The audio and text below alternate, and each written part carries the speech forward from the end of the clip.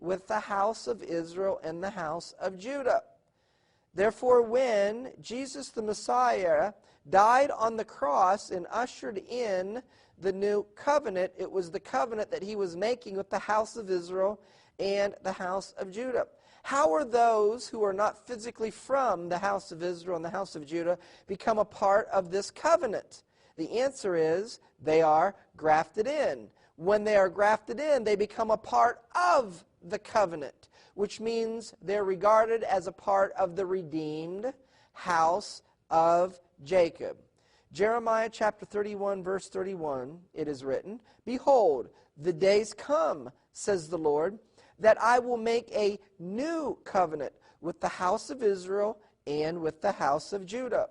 Hebrews chapter 8 and verse 8 tells us what the problem was with the events that happened at Mount Sinai. You see, in traditional Christianity, it is taught that there must have been something wrong with the law because the law had to be done away with. But that's not what Hebrews chapter 8 and verse 8 says.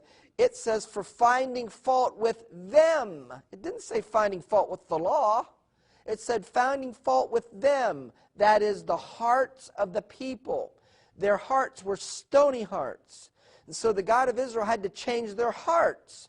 He had to take out the stony heart, which is stubborn and rebellious and doesn't want to follow Torah, and replace it with the heart of flesh and put His Spirit within us and give us the encouragement in the will to follow His Torah. For finding fault with them, He says, "Behold, the days come, says the Lord, that I will make a new covenant with the house of Israel and with the house of Judah."